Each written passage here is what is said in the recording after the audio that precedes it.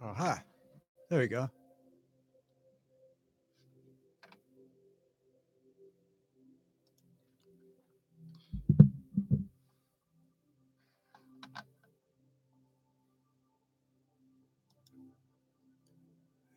And now we got some peaceful meditation music to go for the background.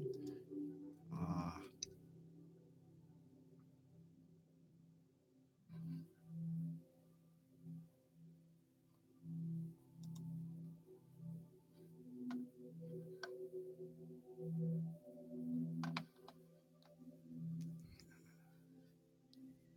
all right, here we go. I am reading the Urantia book. I'm on paper 84, Marriage and Family Life. Let's see. Meditation music might be a little bit. Let me pause that. Let me put on some bass nectar, maybe.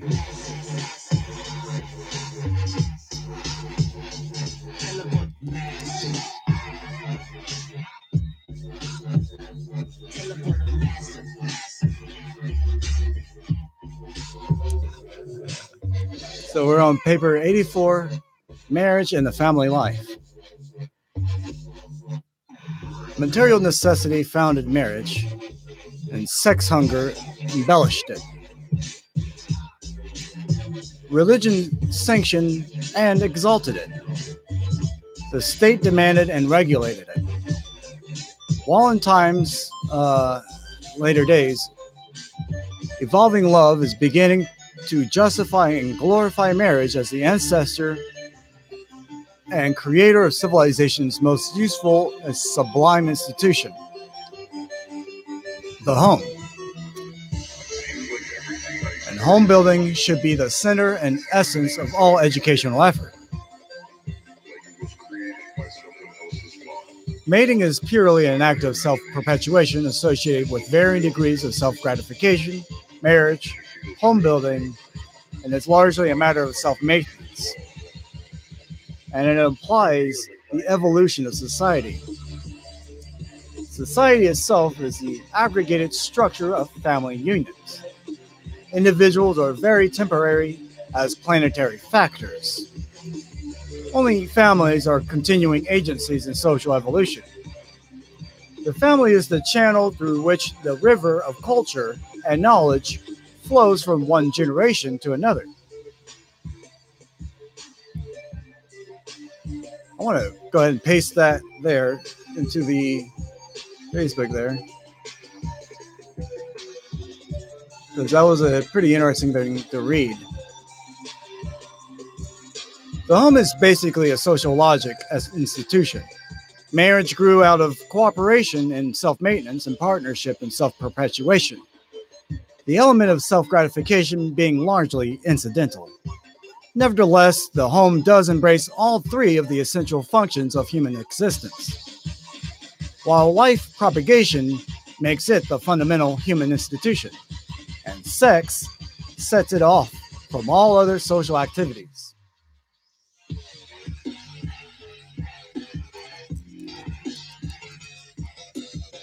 So now we're on section number 1, primitive pair associations.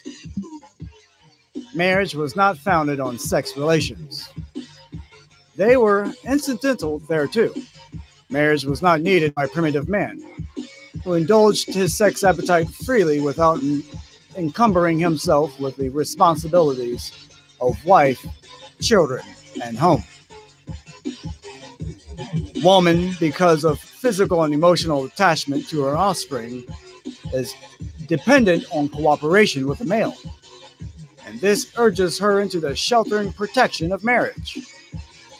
But no direct biologic urge led man into marriage, much less held him in. It was not love that made marriage attractive to man, but food hunger, which first attracted savage man to woman, in the primitive shelter shared by her children. Marriage was not even brought about by the conscious realization of obligations of sex relations. Primitive man comprehended no connection between sex indulgence and the subsequent birth of a child. It was once universally believed that a virgin could become pregnant. The savage early conceived the idea that babies were made in spirit land. Pregnancy was believed to be the result of a woman's being entered by a spirit or an evolving ghost.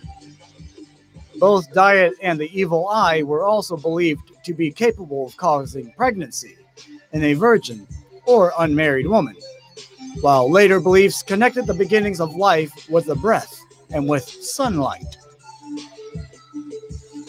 Actually, I want to pause there. If you remember seeing a picture of Egyptian like walls, you see the sun, you see the rays coming down, and then you see the Ankhs, H attached to the ray. That's significant. That's spirit interacting with mortals, and the belief that sustenance and so much comes from the sun itself. So let's continue. Many early peoples associated ghosts with the sea. Hence, virgins were greatly restricted in their bathing practices. Young women were far more afraid of bathing in the sea at high tide than of having sex relations. Deformed or premature babies were regarded as the young of animals, which had found their way into a woman's body as a result of careless bathing, or through malevolent spirit activity. Savages, of course, thought nothing of strangling such offspring at birth. The first step in enlightenment came with the belief that sex relations opened up the way for the impregnating ghost to enter the female. Man has since discovered that father and mother are equal contributors of the living inheritance, factors which initiate offspring. But even in the 20th century, many parents still endeavor to keep their children in more or less ignorance as to the origin of human life.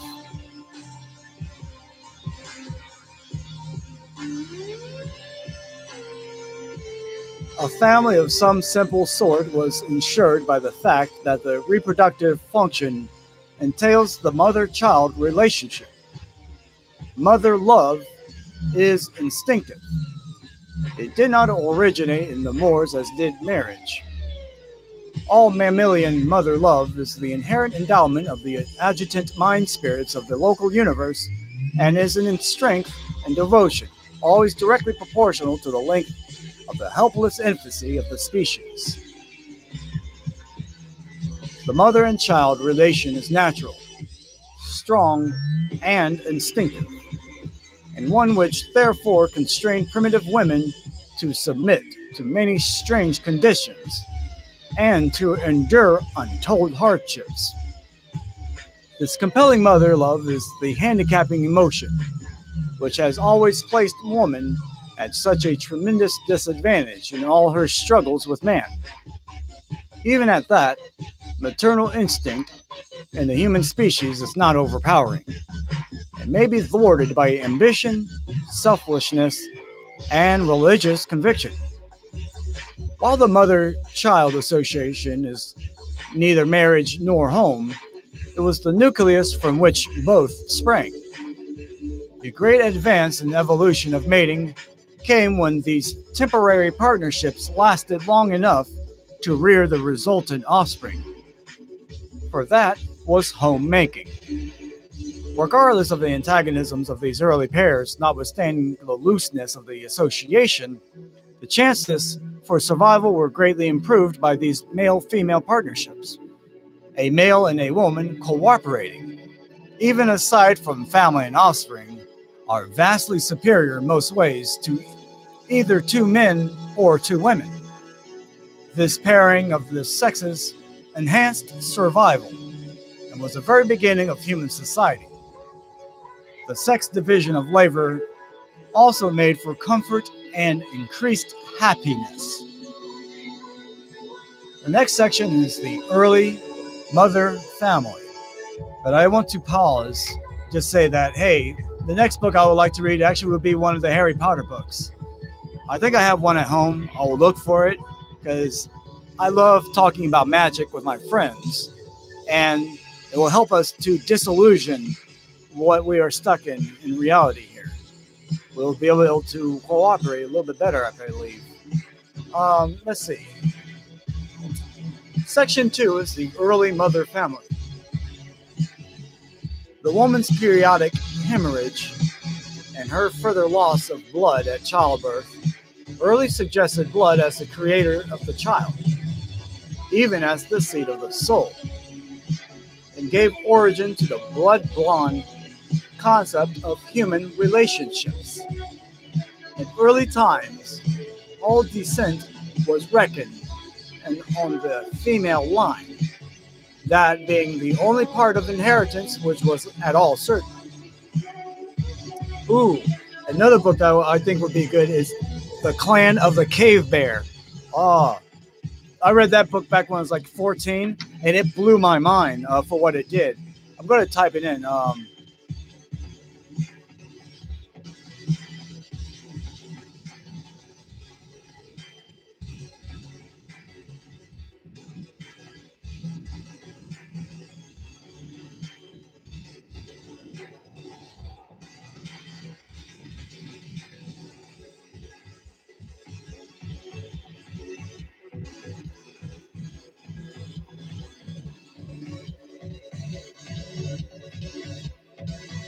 Ooh, thank you, Kenzie. That's a good idea. All right, let's continue here. The primitive family, growing out of the instinctive biologic blood bond of mother and child, was inevitably a mother family, and many tribes long held to this arrangement.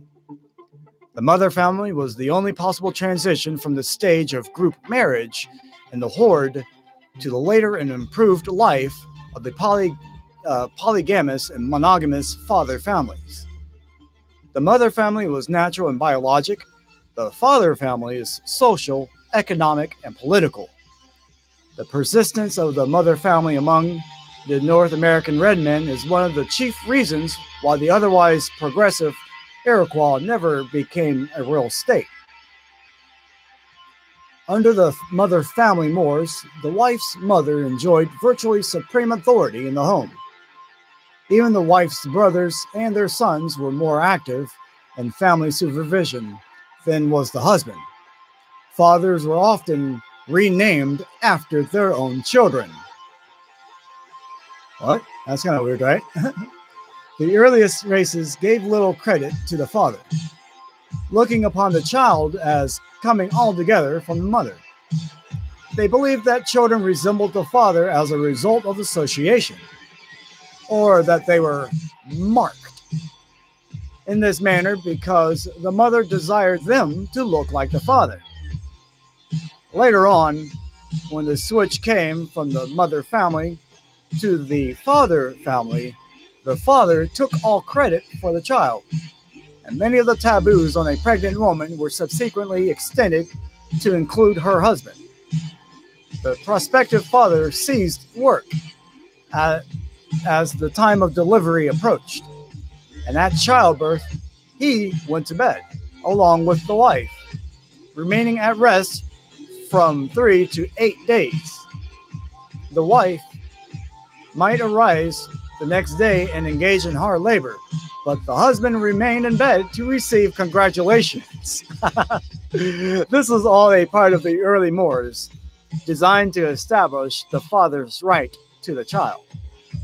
At first, it was the custom for the man to go to his wife's people, but in later times, after a man had paid or worked out the bride price, he could take his wife and children back to his own people. The transition from the mother family to the father family explains the otherwise meaningless prohibitions of some types of cousin marriages, while other of equal kinships are approved.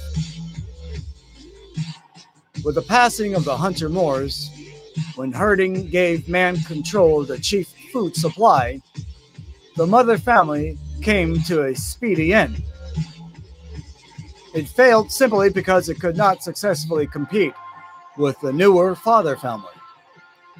Power lodged with the male relatives of the mother could not compete with power concentrated in the husband-father. woman was not equal to the combined tasks of childbearing and of exercising continuous authority and increasing domestic power. The oncoming of wife stealing and later wife purchase hastened the passing of the mother family. The stupendous change from the mother family to the father family is one of the most radical and complete right-about-face adjustments ever executed by the human race. This change led at once to greater social expression and an increased family adventure. Wow. That's interesting. I'm going to paste this last paragraph here because it was interesting.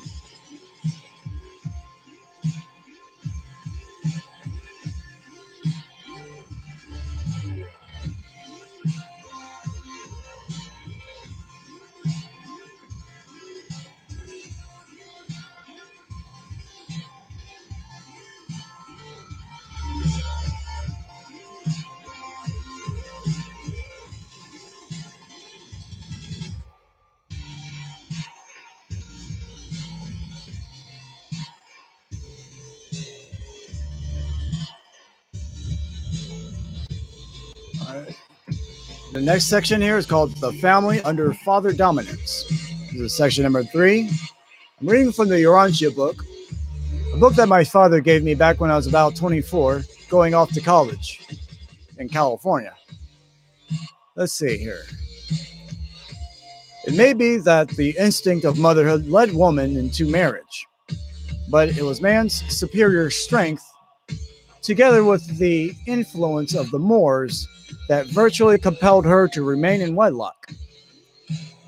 Pastoral living, or, agricultural farm living, tended to create a new system of mores, the patriarchal types of family life, and the basis of family unity under the herder and early agricultural Moors was the unquestioned and arbitrary authority of the father. All society, whether national or familial, passed through the stage of the autocratic authority of a patriarchal order. This scant courtesy paid womankind during the Old Testament era is a true reflection of the mores of the herdsmen. The Hebrew patriarchs were all herdsmen, as is witnessed by the saying, "The Lord is my shepherd." But man was no more to blame for his low opinion of woman during past ages than was the woman herself. She failed to get social recognition during primitive times because she did not function in an emergency. She was not a spectacular or crisis hero. Maternity was a distinct disability in the existence struggle.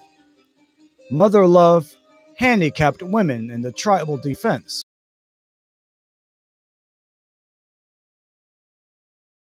Would agree to that, but let us continue.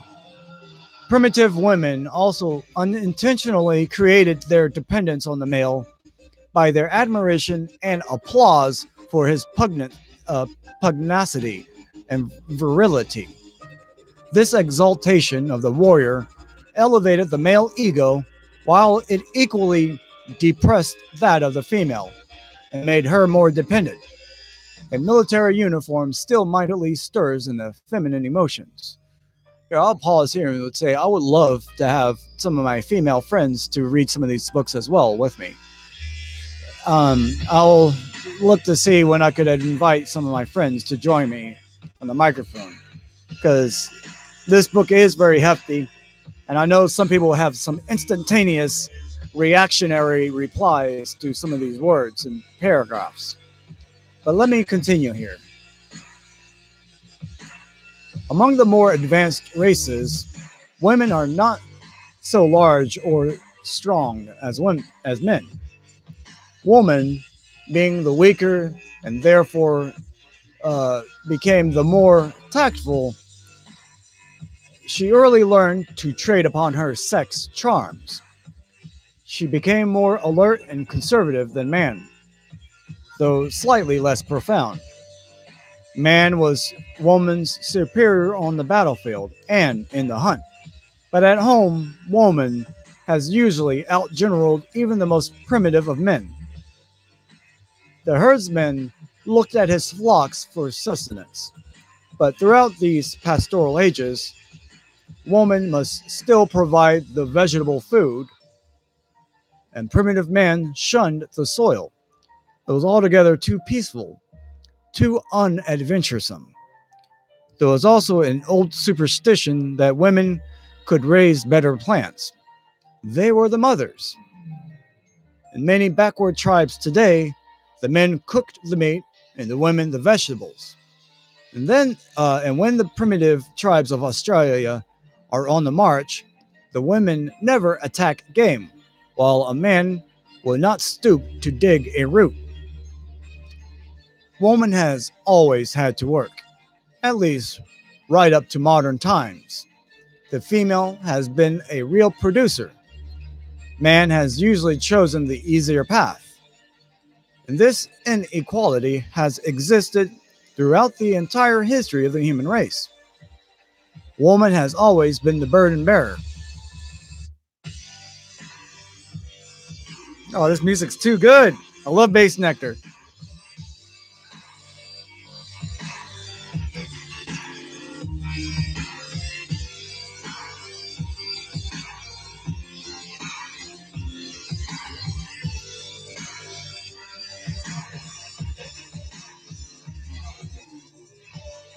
None of you saw that, right?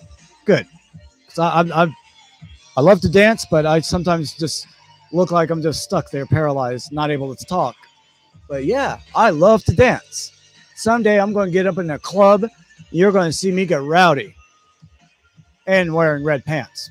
Because that's what I like to do, wear red pants and dance. All right, let's see. What else do we have here? Woman has always had to work. At least right up to modern times, the female has been a real producer. Man has usually chosen the easier path. And this inequality has existed throughout the entire history of the human race. Woman has always been the burden bearer, carrying the family property and tending the children, thus leaving the man's hands free for fighting or hunt. Oh, what's this? Look at this. This is called a mana stone.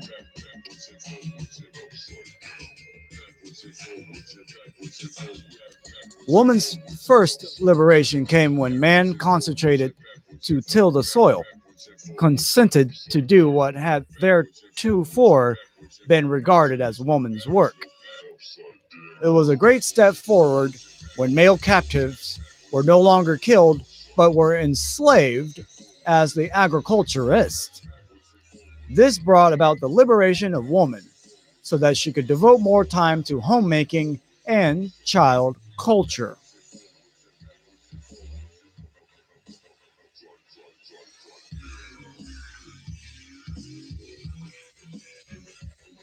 Okay, I'm going to pause here and let's see. We ended at child culture.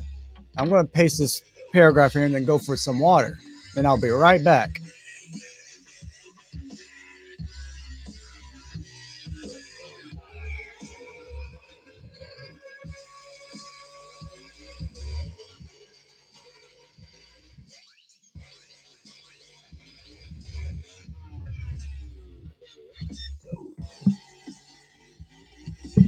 I'm going to turn up the music a little bit and I'll be right back.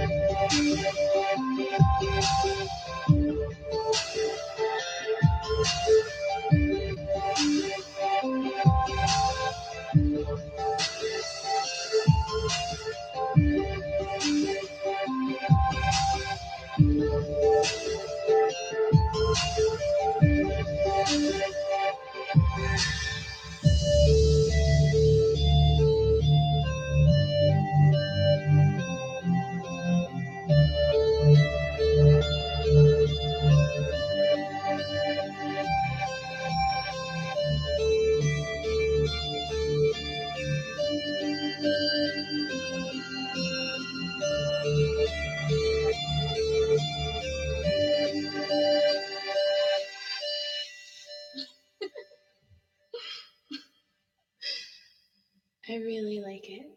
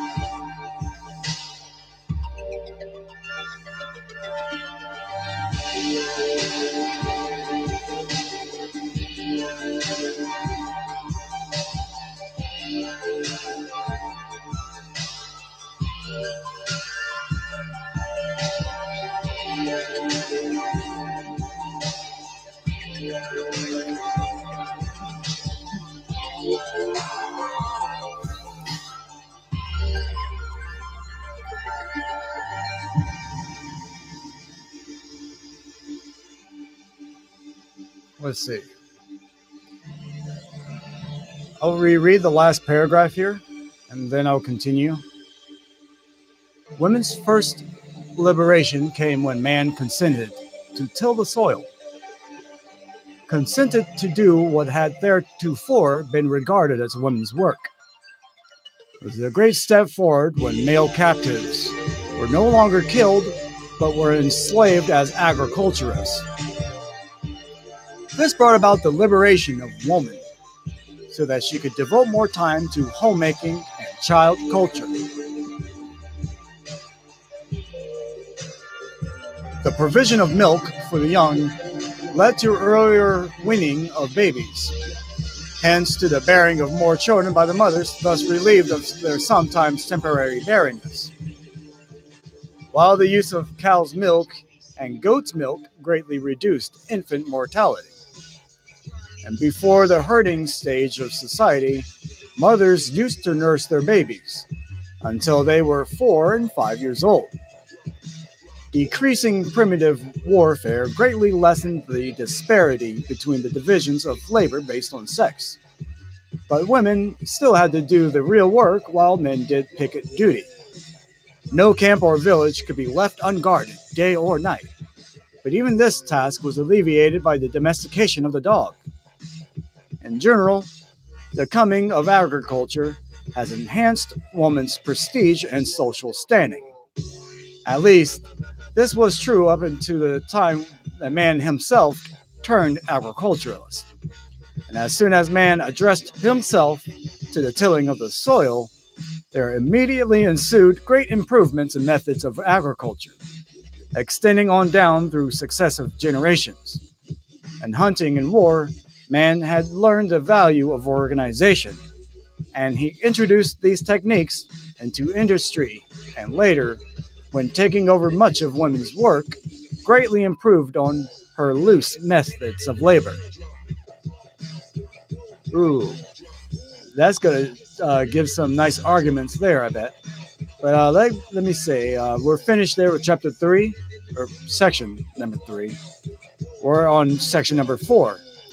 Women's status in early society.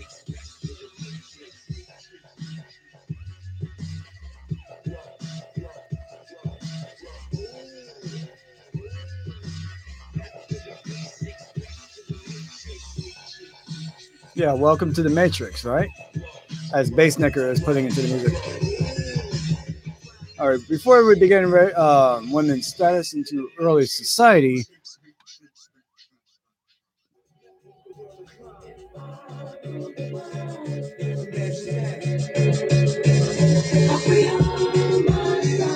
free all my sons. I'm going to free all my people too.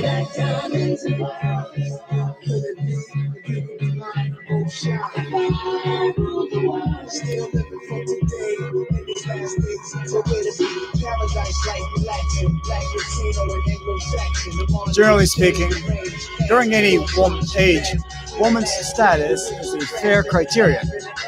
The evolutionary progress of marriage as a social institution. While the progress of marriage itself is a reasonably accurate gauge, registering the advances of human civilization. Women's status has always been a social paradox. She has always been a shrewd manager of men, and she has always captivated man's stronger sex urge by her own interests and to her own advancement. By trading subtly upon her sex charms, she has often been able to exercise dominant power over man, even when held by him in abject slavery. Early woman was not to a man a friend, sweetheart, lover, and partner, but rather a piece of property, a servant or slave, and later on, an economic partner, a plaything, and childbearer. Nonetheless, proper and satisfactory sex relations have always involved the element of choice and cooperation by women. And this has always given intelligent women considerable influence over their immediate and personal standing, regardless of their social position as as a sex. But man's distrust and suspicion were not helped by the fact that women were all along compelled to resort to shrewdness in the effort to alleviate their bonding. The sexes have had great difficulty in understanding each other. Ooh, should I repeat that for y'all? The sexes have had great difficulty in understanding each other.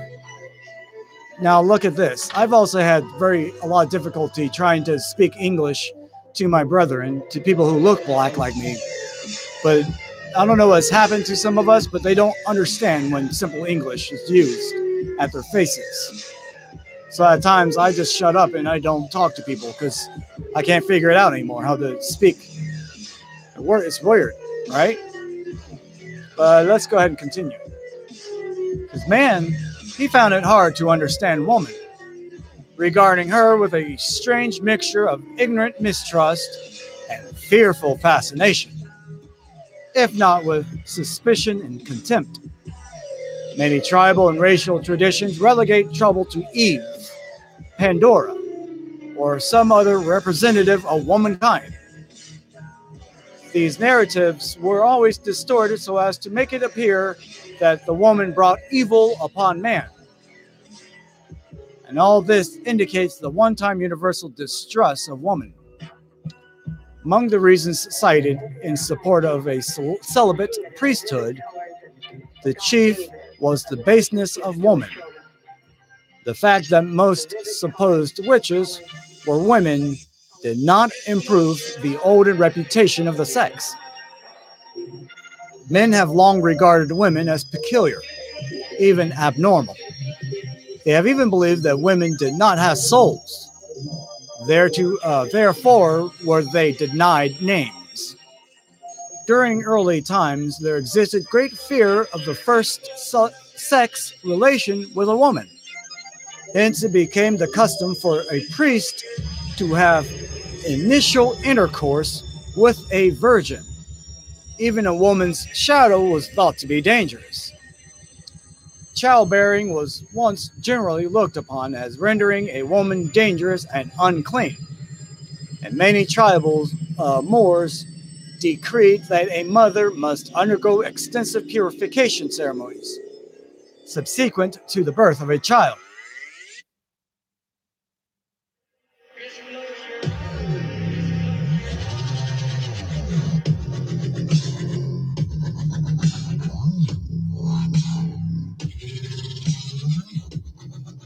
Let's see, what else?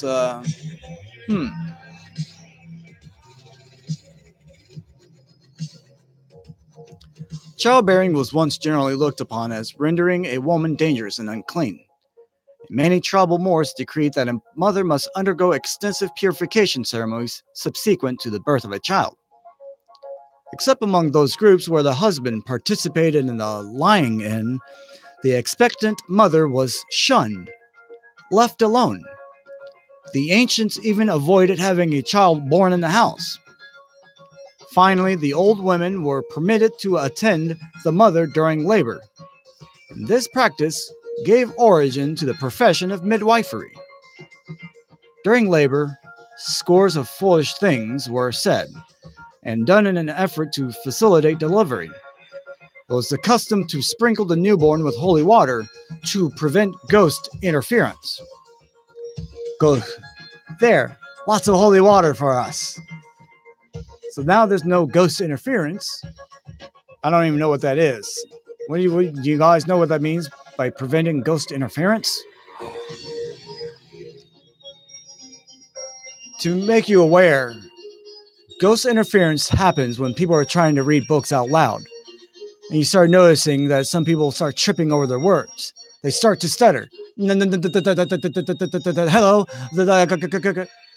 That might be a form of what you might perceive as ghost interference.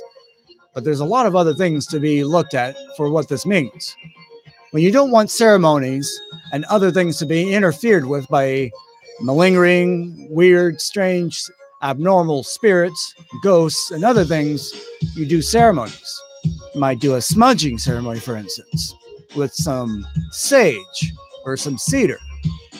You use this, and then you become more confident in what you're about to do, knowing that you will have less ghost interference.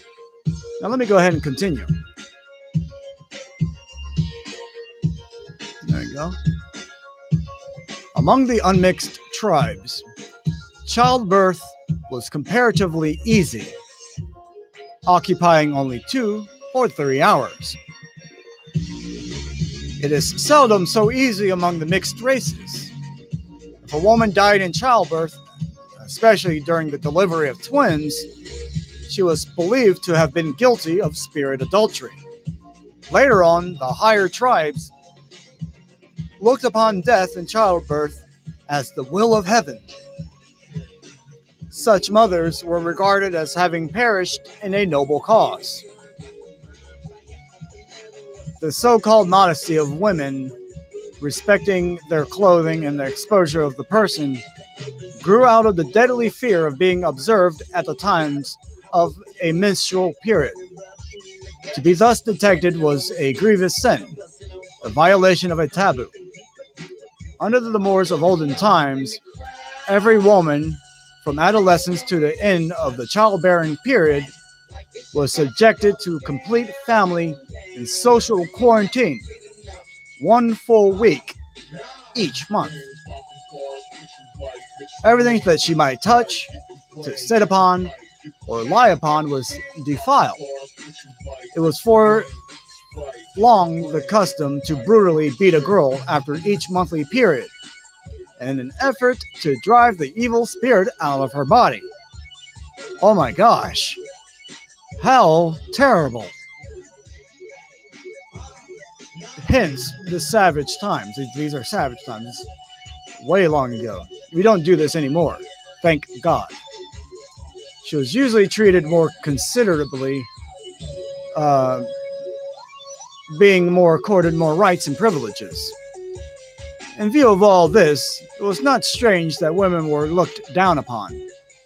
Even the Greeks held the menstruating women as one of the 3 great causes of defilement, the other 2 being pork and garlic.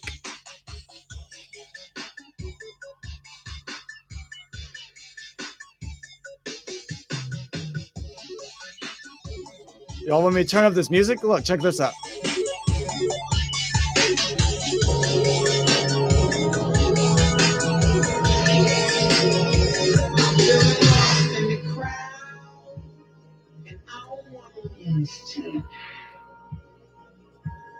Kind of feel like putting on some meditation music, but not that I'm doing this for your entertainment.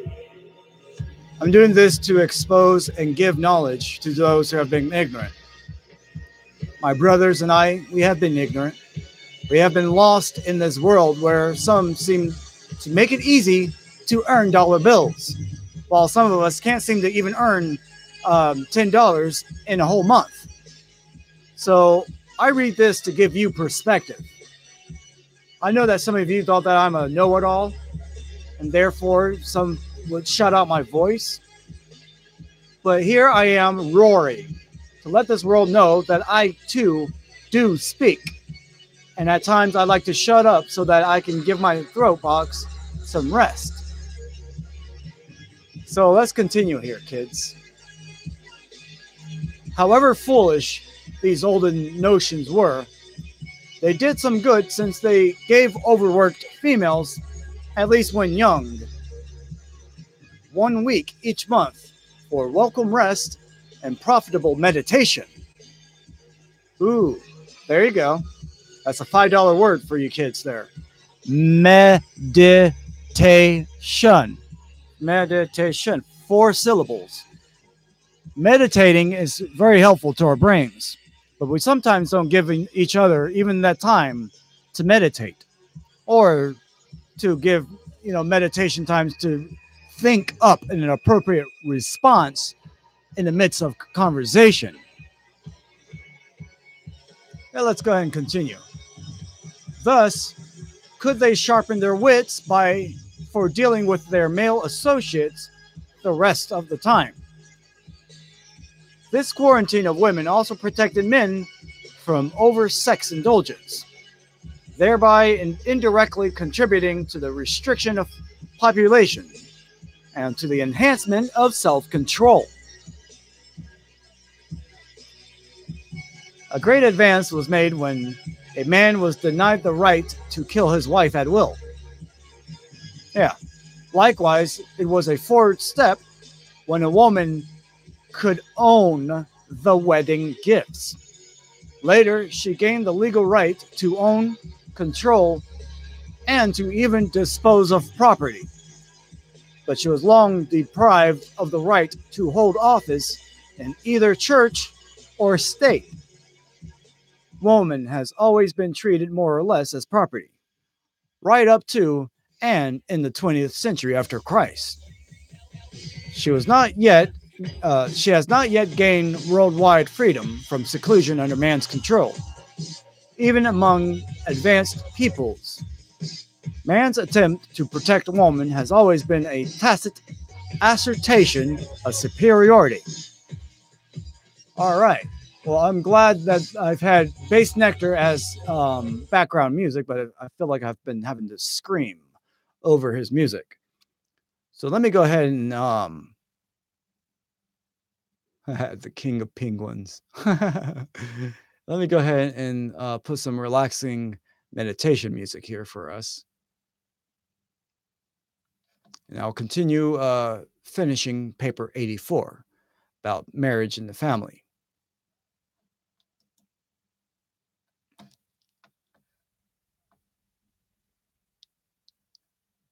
Yo, thank you, Christian.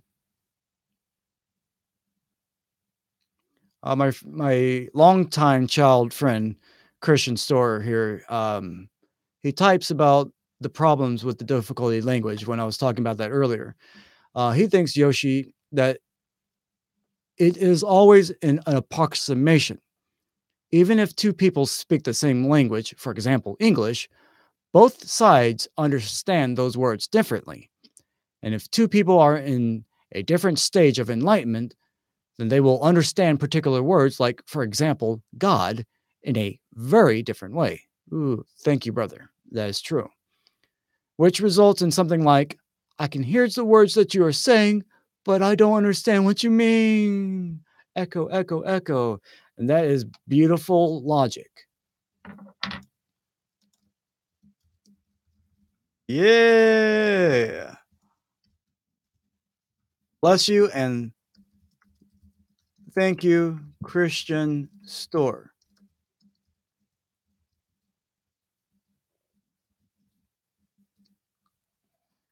All right, let's see. Now I'm trying to put on some relaxing meditation music, but it's just circling here. Oh, there we go.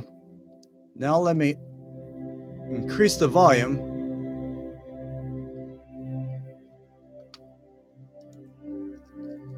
If y'all need some good meditation music to listen to, I would recommend this. It's pretty interesting. They have a beautiful looking galactic background, slowly panning out and changing with all the colors of the rainbow that you could ever see.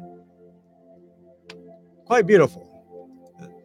I would like to draw some of it with coloring pencils.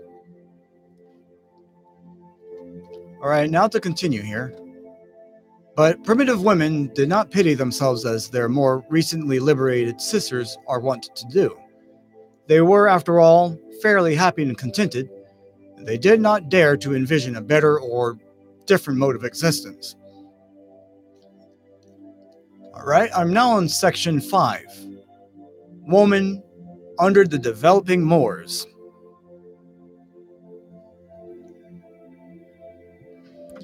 I want to pause for a moment, say aloha to all my tribe brothers and sisters here who are joining me. I am grateful to both YouTube and Facebook to allow me to go live at the same time on this computer. But it looks like we're able to do that kind of stuff. Thereby, I don't have to download the whole video off of Facebook just to upload it to YouTube, or to just only be on YouTube and then try to share it on Facebook. Both of them have their issues, and now I can do it both at the same time. Thank God that we live in a modern time, right? And I can read a simple book here that helps people to understand the huge divide that's between men and women. Let's see. Section number 5. Woman under the developing Moors. In self-perpetuation, woman is man's equal. But in the partnership of self-maintenance, she labors at a decided disadvantage. And this handicap of enforced maternity can only be compensated by the enlightened mores of advancing civilization and by man's increasing sense of acquired fairness. As society evolved, the sex standards rose higher among women because they suffered more from the consequences of the transgression of the sex mores. Man's sex standards are only tardily improving as a result of the sheer sense of that fairness which civilization demands. Nature knows nothing of fairness. It makes woman alone suffer the pangs of childbirth. One moment here. Looks like I just got a message here. Ooh, all right, good.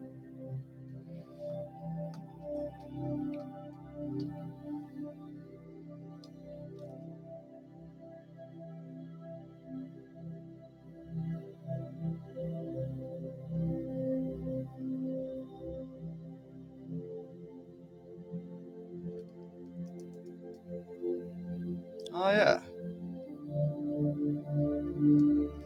There was a poem that I wrote like a few days ago while I was working at One Bistro. And someday I'll be able to put it to a song. But for now, I'll just read it out loud. With each breath I take, I feel the flow of love come in. I can watch as it goes out like smoke, and it colors me with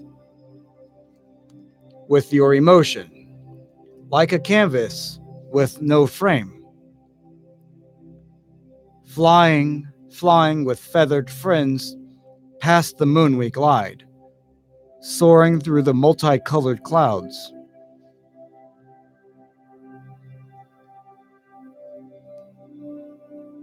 Finding an even flow and tempo for our breath, we find ourselves guided by ancestors and by my tribe.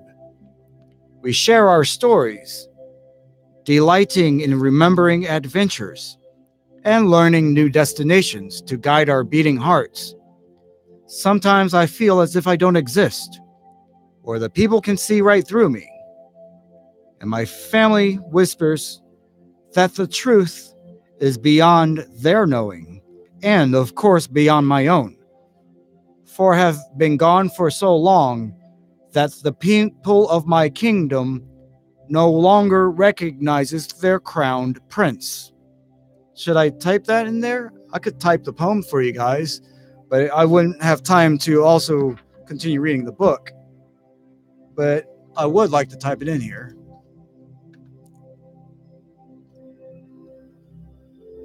All right, so it's with each breath I take,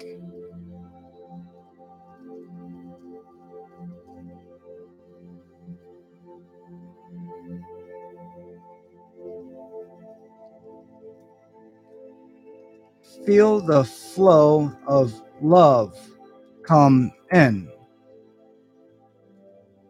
Watch as it goes out like smoke.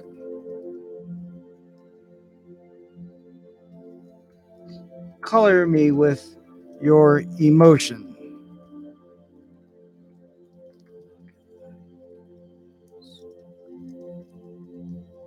Like a canvas with no frame.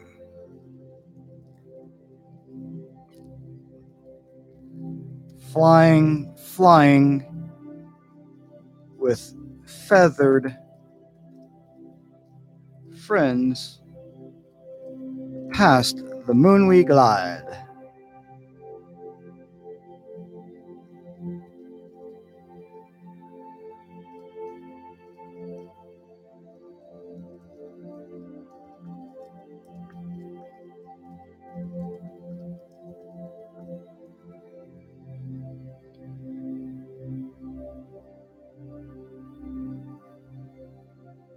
Oh, I lost my place.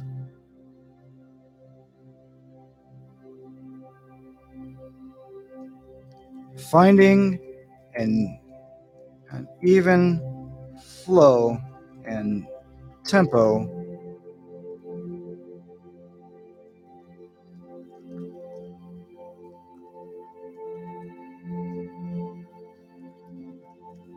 by my ancestors and tribe.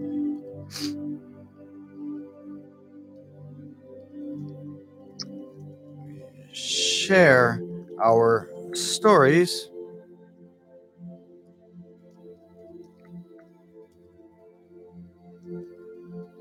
delighting in remembering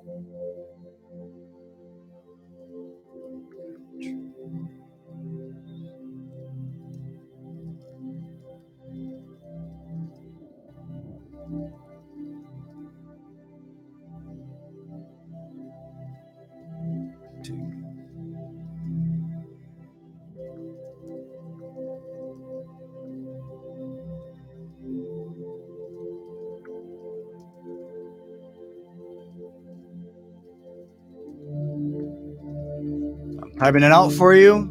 You'll have a chance to enjoy it. I wrote this after I had played a bunch of piano for people at this cafe. That was awesome. Very awesome. About 2 hours went by, and it was interesting. It seemed like people I almost perceived myself as being like some type of radio. Yep, I'm your radio. I'm playing whatever you want for your mind. Here you go. Or like a Kermit the Frog like puppet sitting there and playing music for people. Though no, of course not. It's my fingers playing on the keys, but who knows what's actually going on. Sometimes I feel as if I don't exist, where the people can see right through me.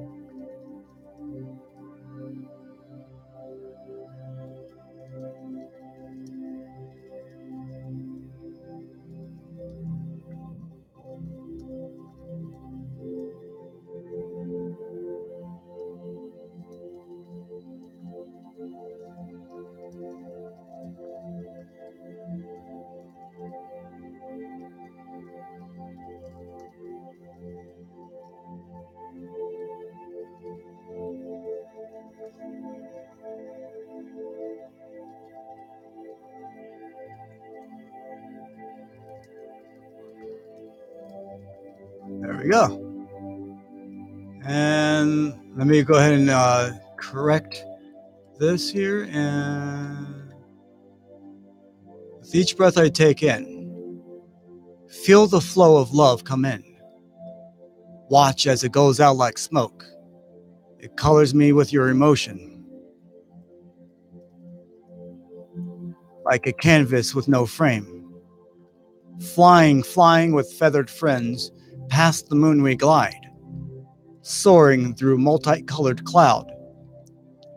Finding an even breath for finding an even flow and tempo for our breath, guided by my ancestors and tribe.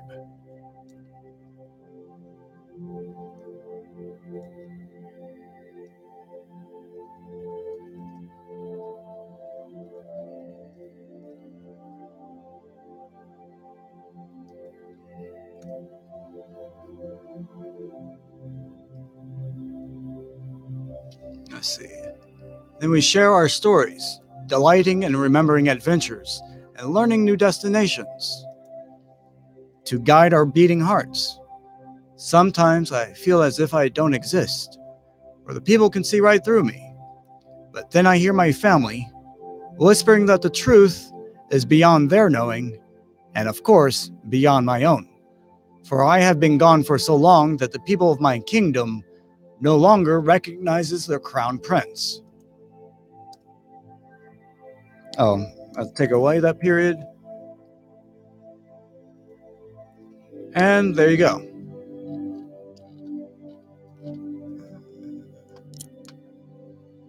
So thanks for joining me, everybody. This has gone on for about an hour. I have one more a couple more sections to go before I finish and close up the live section here on Facebook and YouTube. And then I'll be able to go ahead and take a long break because I really want a break. It's very difficult to read this book, the Urantia book. My father gave it to me when I was going out to college out in California. And even then, as a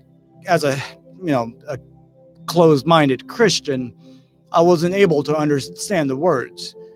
I had both a man, Christian wife, and male sitting next to me, and they were also trying to read it with me. And it was like, whoa, what does this mean? What does that mean? What does this mean? So we know that a lot of things are changing, and it is time to share our knowledge with one another. It's time for me to begin reading the books that I have not had a chance to even share with my friends out in Ohio or California or Indiana. Many of my friends on Facebook don't even know that I can speak normal or can read a book normal. They suppose that I have certain speech impediments. Some of them are actually self-inflicted. For many generations, I've had issues with my teeth and wouldn't smile or speak to women just because of that. So you'll learn that I have decided to go ahead and just to get this reading out of the way. I've been given or blessed with 4 hours today with no one wanting to sign up for the studio. And I thank God for that. I thank the Most High. And I give gratitude towards my father for handing me this book. I enjoyed reading it while I was on the airplane. And I enjoyed being in different meetup groups with people who helped me to understand the book even further. This book was channeled by a number of people at a time when this world was going through a lot of wars. And I think it is time for us to begin ending some of these wars so that our tiny planet can begin to associate with the other entities that exist in our reality. All right. Let's see, where are we here? We're on section 5, Woman, under the developing Moors. Oh, and speaking of women, I would love to have a co-host here. And I have an idea of who she is. But right now, it'll take a little bit before I can approach her, carefully and ask her if she would like to join me on these live sessions of reading books that we feel would be appropriate for reading to our friends, tribes, families, and associates, and others who I believe are ready for their brains to comprehend some of this knowledge. In self-perpetuation, woman is man's equal, but in the partnership of self-maintenance, she labors at a decided disadvantage. And this handicap of enforced maternity can only be compensated by the enlightened mores of advancing civilization, by man's increasing sense of acquired fairness. As society evolved, the sex standards rose higher among women because they suffered more from the consequences of the transgressions of the sex mores. Man's sex standards are only tardily improving, as a result of the sheer sense of that fairness which civilization demands. Nature knows nothing of fairness, makes woman alone suffer the pangs of childbirth.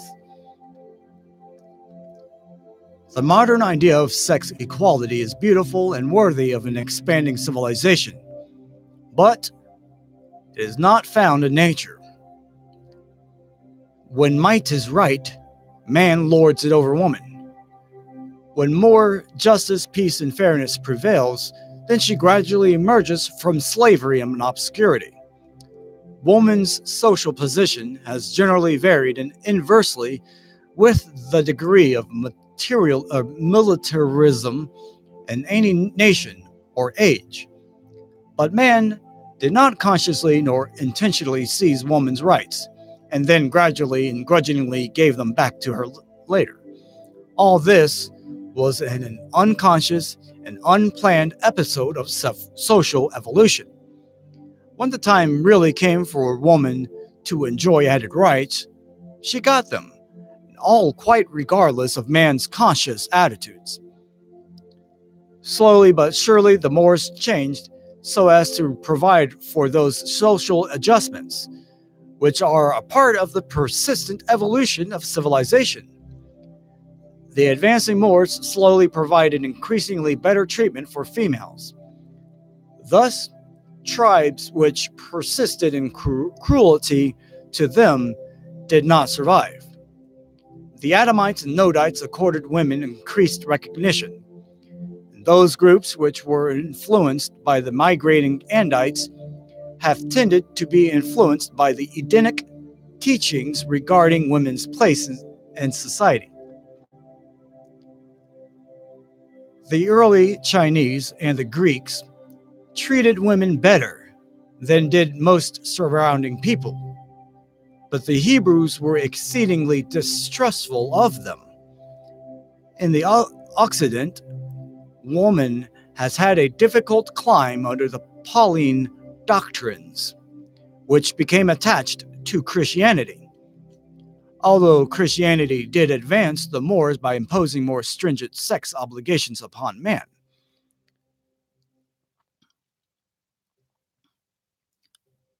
Woman's estate is little short of hopeless under the peculiar degradation which attaches to her in Mohammedanism, or in the Muslim religion. I had so much trouble trying to say that. Let me try it again. Mohammedanism. Oh well. And she fares even worse under the teachings of several other Oriental religions. Science, and not religion, really emancipated women. It was the modern factory which largely set her free from the confines of the home. Man's physical abilities became no longer a vitally essential and the new maintenance mechanism.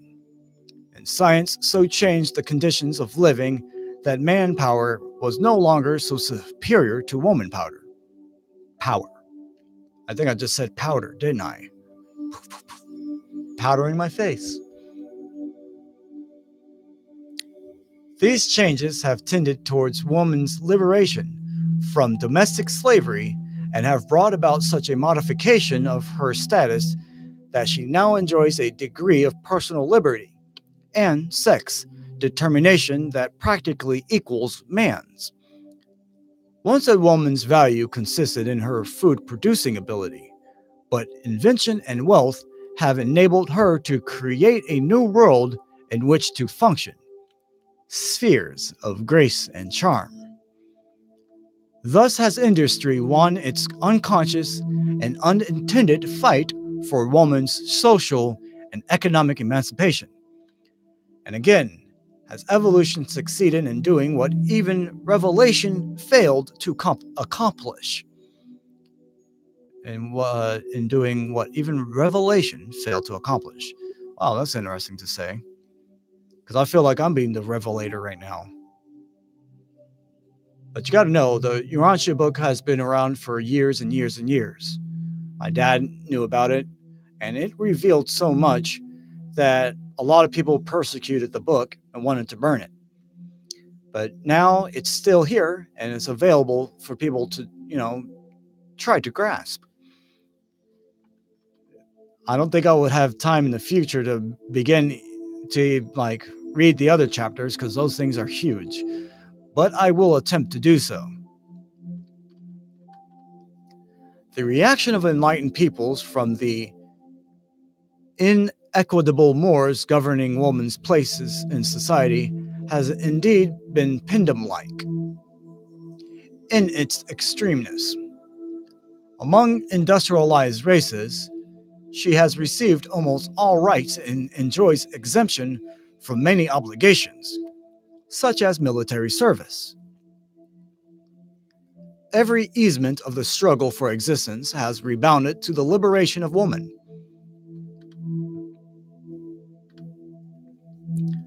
And she has directly benefited from every advance toward monogamy.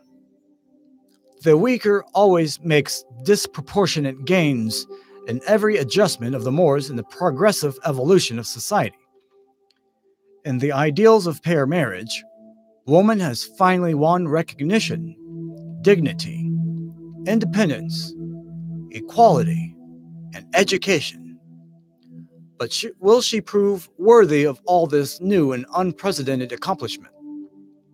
Will what modern woman respond to this great achievement of social liberation with idleness, indifference, barrenness, and infidelity? Who knows? But today in the 20th century, woman is undergoing the crucial test of her long-world existence. Woman is man's equal partner in race reproduction, hence just as important in the unfolding of racial evolution. Therefore has evolution increasingly worked towards the realization of women's rights. But women's rights are by no means men's rights. Woman cannot thrive on man's rights, any more than man can prosper on woman's rights. Oh, wait, one moment here. Wow, it's almost 4 o'clock. I got here super early.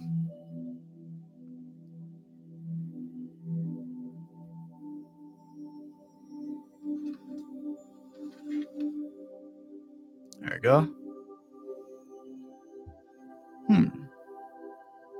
Very beautiful. Check this out.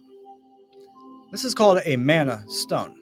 It was given by a couple of my tribe brothers, and I now love to use it as a fidget thing toy.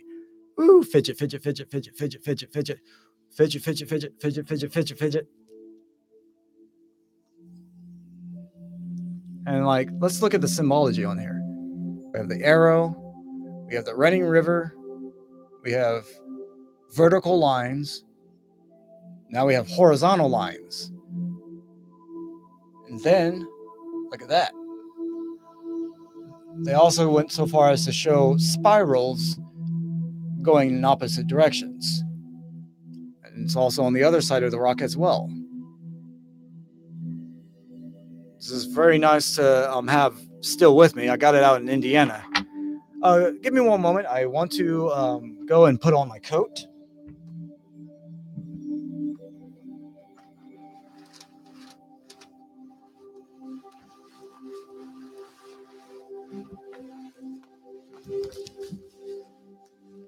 There we go.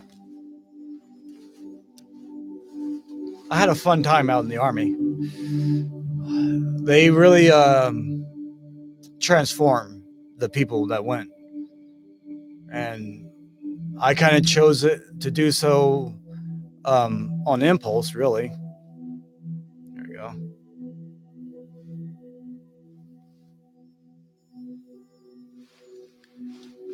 Because my back had gotten broken. And I was 18, and I'd grown up like a weed, and there was a mulch sale. We had to throw these big things of mulch bags into the back of these trucks that picked up the mulch, and it was raining that day.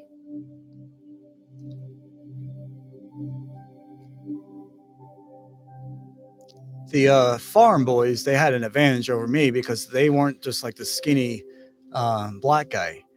They were bulky and have been working on farms for all their lives. So they were able to toss the bags overhead. And I tried to do it like them. My second bag is when it happened. The first one, I was like, and then the second one, snap. I finished, and then I collapsed on the ground. I blacked out, and I was in a world of pain after that point. They got me home, and I was bedridden for a while until I saw an Army of One commercial. I watched, and I was like, that's what I need to do. That's what's going to help me to be able to stand up straight again. Let me go ahead and continue reading this book here. We're almost finished, actually. Looks like we have about 8 paragraphs, maybe. In the ideals of pair marriage, woman has finally won recognition, dignity, independence, equality, and education. But will she prove worthy of all this new and unprecedented accomplishment? Will modern woman respond to this great achievement of social liberation with idleness, indifference, barrenness, and infidelity? Who knows? But today in the 20th century, woman is undergoing the crucial test of her long world existence. Woman is man's equal partner in race reproduction, hence, just as important in the unfolding of racial evolution. Therefore, has evolution increasingly worked towards the realization of woman's rights. But women's rights are by no means men's rights. Woman cannot thrive on man's rights any more than man can prosper on woman's rights. Each sex has its own distinctive spheres of existence, together with its own rights within that sphere. If woman aspires literally to enjoy all of man's rights, then sooner or later, pitiless and emotionless competition will certainly replace that of chivalry and special consideration which many women now enjoy, and which they have so recently won from men. Civilization never can obliterate the behavior gulf between the sexes. From age to age, the mores change, but an instinct never. Innate maternal affection will never permit emancipated woman to become man's serious rival in industry. Forever, each sex will remain supreme in its own domain. Domains determined by biologic differentiation and by mental dissimilarity. Each sex will always have its own special sphere, although they will never and anon will overlap. Only socially will men and women compete on equal terms. Section number 6. The partnership of man and woman. The reproductive urge unfailingly brings men and women together for self-perpetuation, but alone does not ensure their remaining together in mutual cooperation, the founding of a home. Every successful human institution embraces antagonisms of personal interest, which have been adjusted to practical working harmony, and homemaking is no exception. Marriage, the basis of home building, is the highest manifestation of that antagonistic cooperation which so often characterizes the contacts of nature and society. The conflict is inevitable. Mating is inherent. It is natural. But marriage is not biologic. It is sociologic, or as a result of society's interactions. Passion ensures that man and woman will come together, but the weaker parental instinct and the social mores hold them together. Males and females are practically regarded two distinct varieties of the same species, living in close and intimate association. Their viewpoints and entire life reactions are essentially different. They are wholly incapable of full and real comprehension of each other. Complete understanding between the sexes is not attainable. Women seem to have more intuition than men, but they also appear to be somewhat less logical. Woman, however, has always been the moral standard bearer and the spiritual leader of mankind. The hand that rocks the cradle still fraternizes with destiny. The differences of nature, reaction, viewpoint, and thinking between men and women, far from occasioning concern, should be regarded as highly beneficial to mankind, both individually and collectively. Many orders of universe creatures are created in dual phases of personality manifestation. Among mortals, material suns and midsonnighters, this difference is described as male and female. Among seraphim, cherubim, and Morantia companions, it has been denominated positive or aggressive, and negative or retiring. Such dual associations greatly multiply versatility and overcome inherent limitations, even as do certain triune associations in the Paradise Havona system. Men and women need each other in their morontial and spiritual as well as in their mortal careers. The differences in viewpoint between male and female persist even beyond the first life and throughout the local and superuniverse ascensions. And even in Havona, the pilgrims who were once men and women will still be aiding each other in the paradise ascent. Never, even in the corpse of the finality, will the creature metamorphose so far as to obliterate the personality trends that humans call male and female. Always will these two basic variations of humankind continue to intrigue, stimulate, to encourage, and to assist each other. Always will they be mutually dependent on cooperation in the solutions of perplexing universe problems and in the overcoming of manifold cosmic difficulties. While the sexes never can hope fully to understand each other, they are effectively complementary, and through cooperation is often more or less personally antagonistic.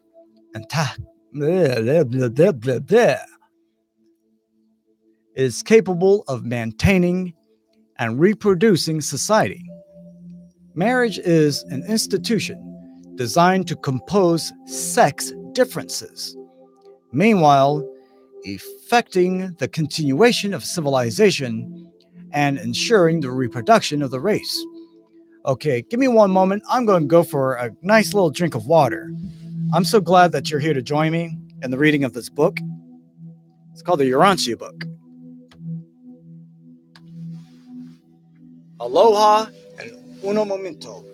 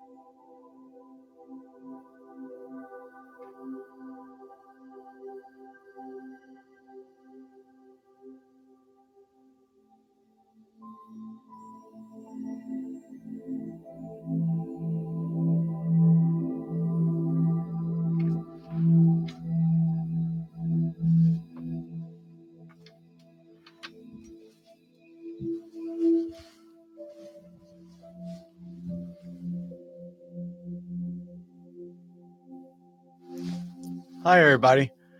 I'm back. Had some delicious water just now. Let me see. So we just finished that paragraph there. I'm going to paste that into the comment section. All right. Hey, Nathan. Thanks for joining.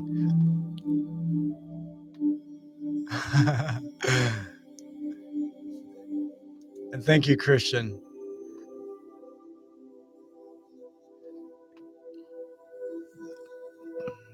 I understand completely. By reading this book, and in the future, there's a bunch of others that are kind of coming to my mind that I would like to read out loud and capture on the recordings here. Because global consciousness is rising. The Kali Yuga is what is transpiring in this day and age. Marriage is the mother of all human institutions, for it leads directly to home founding and home maintenance, which is the structural basis of society. The family is vitally linked to the mechanism of self-maintenance. It is the sole hope of race perpetuation under the mores of civilization, while at the same time, it most effectively provides certain highly satisfactory forms of self-gratification. The family is man's greatest purely human achievement, combining as it does the evolution of the biologic relations of male and female with the social relations of husband and wife. Section number 7. The ideals of family life. Sex mating is instinctive. Children are the natural result, and the family thus automatically comes into existence. As are the families of the race or nation, so is society. Or so is its society. If the families are good, the society is likewise good. The great cultural stability of the Jewish and of the Chinese people lies in the strengths of their family groups. Woman's instinct to love and care for children conspired to make her the interested party in promoting marriage and primitive family life. Man was only forced into home building by the pressure of the latter mores and social conventions. He was slow to take an interest in the establishment of marriage and home because the sex act imposes no biologic consequences upon him. Sex association is natural, but marriage is social and has always been regulated by the mores.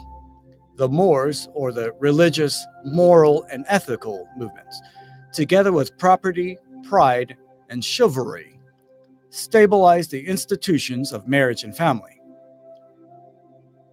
Whenever the mores fluctuate, then there is also a fluctuation in the stability of the home marriage institutions.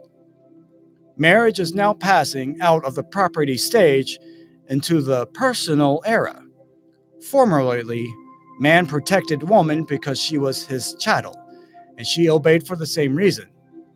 Regardless of its merits, this system did provide stability. Now, woman is no longer regarded as property, and new mores are emerging designed to stabilize the marriage home institution.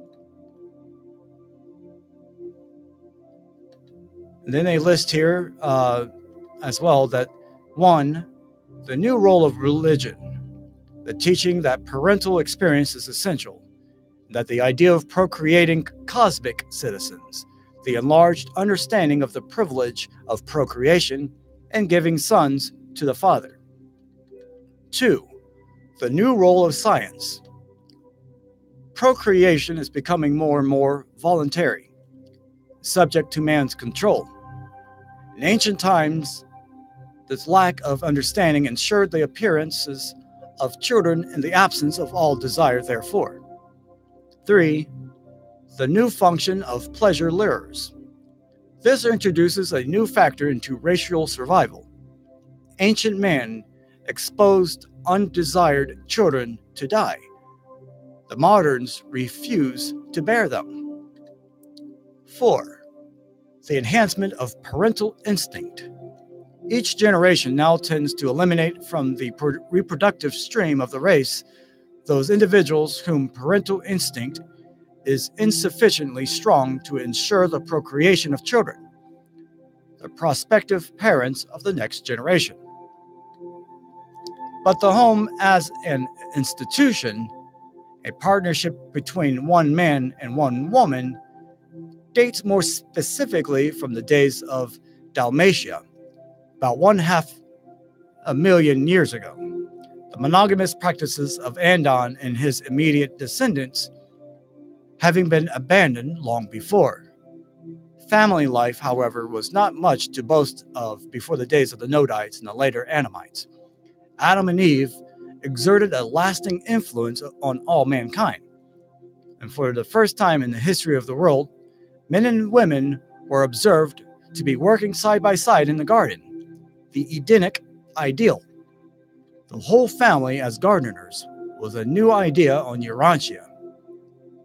The early family embraced a related working group, including the slaves, and all living in one dwelling. Marriage and family life have not always been identical, but have of necessity been closely associated. Woman always wanted the individual family, and eventually she had her way. Love of offspring is almost universal and is of distinct survival value. The ancients always sacrificed the mother's interests for the welfare of the child. An Eskimo mother even yet licks her baby in lieu of washing, but primitive mothers only nourished and cared for the children when they were very young. Like the animals, they discarded them as soon as they grew up. Enduring and continuous human associations have never been founded on biologic affection alone. The animals love their children. Man, civilized man, loves his children's children. The higher the civilization, the greater the joy of parents, the children's advancement and success. Thus, the new and higher realization of name, pride, comes into existence. Ooh, yeah, okay, I take pride in my name. The lady's name out there, her name is Lori. My name is Yoshi. No, sorry, not Yoshi. Yosef. Yeah, my name is Yosef Michael Shepard. Da da da da! Anyway, where am I? I got carried away about name pride. I guess it's not too good to have too much name pride, but hey, have some family pride and national pride, right? The large families among ancient peoples were not necessarily affectional. Many children were desired because, 1, they were valuable as laborers. 2, they were old age insurance. 3, daughters were sellable. 4, family pride required extension of name. 5, sons afforded protection and defense. 6, ghost fear produced a dread of being alone. And 7, certain religions required offspring. So ancestor worshippers view the failure to have sons as the supreme calamity for all time and eternity. They desire above all else to have sons to officiate in a postmodern feast to offer the required sacrifice for the ghost's progress through spirit land. Among ancient savages, discipline of children was begun very early, and the child early realized that disobedience meant failure or even death, just as it did to the animals. It is civilization's protection of the child from the natural consequences of foolish conduct that contributes so much to modern insubordination. Eskimo children thrive on so little discipline and correction because they are naturally docile little animals. The children of both the red and yellow men are almost equally tractable. But in races containing Andite inheritance, children are not so placid. These more imaginative and adventurous youths require more training and discipline. Modern problems of child culture are rendered increasingly difficult by 1. The large degree of race mixture, 2. The artificial and superficial education systems, and 3. Inability of the child to gain culture by imitating their parents, because their parents are absent from the family picture so much of the time. The olden ideas of family discipline were biologic, growing out of the realization that parents were creators of the child's being. The advancing ideals of family life are leading to the concept that bringing a child into the world instead of conferring certain parental rights entails the supreme responsibility of human existence. Civilization regards the parents as assuming all the duties, the child as having all the rights. Here, I had to write my name here for somebody for their email.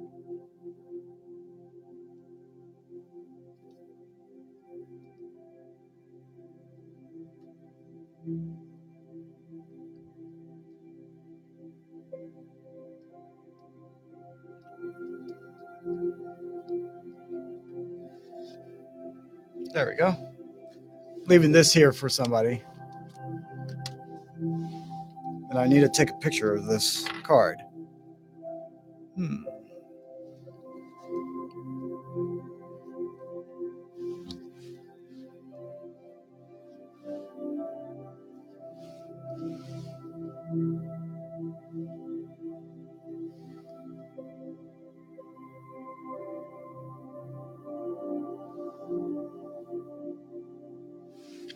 There you go.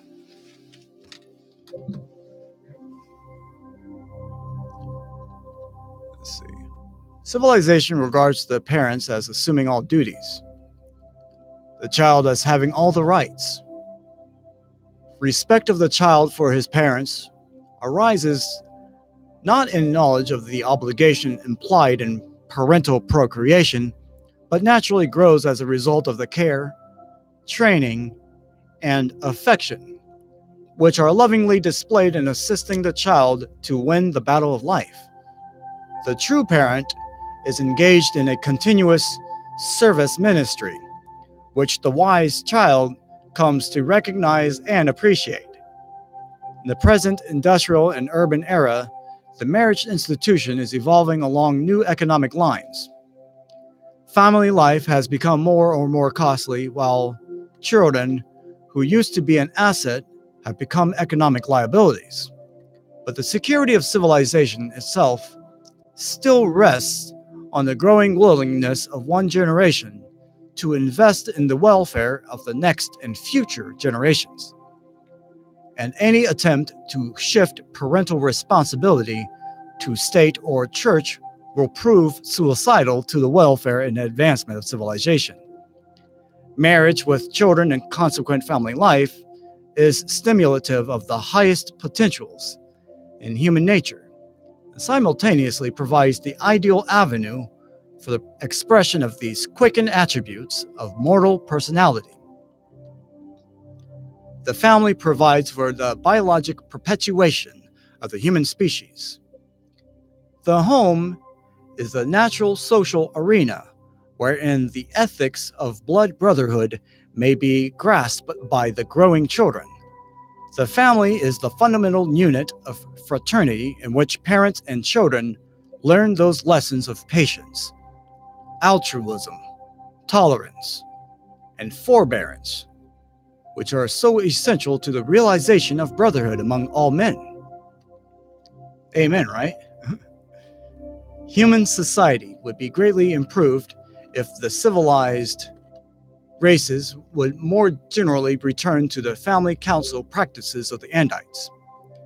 They did not maintain the patriarchal or autocratic form of family government. They were very brotherly and associative, freely and frankly discussing every proposal and regulation of a family nature.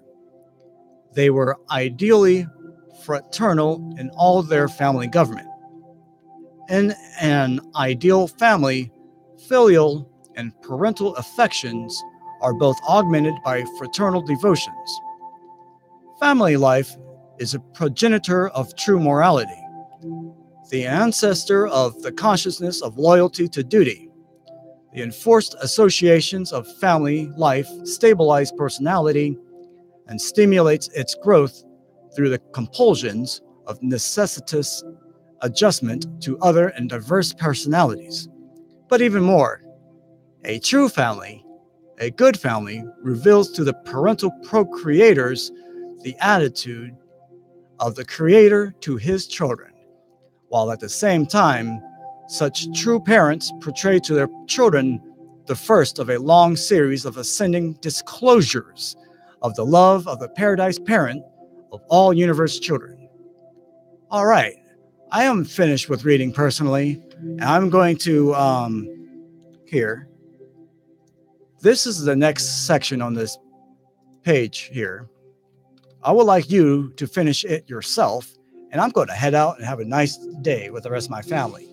Peace, blessings, and aloha. Love you all. Thanks for joining. This has been a very long live, right? 1 hour, 43 minutes, and 25 seconds.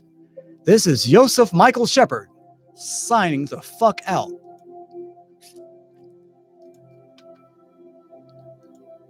And thanks for joining. I'm ending my live stream on YouTube and Facebook.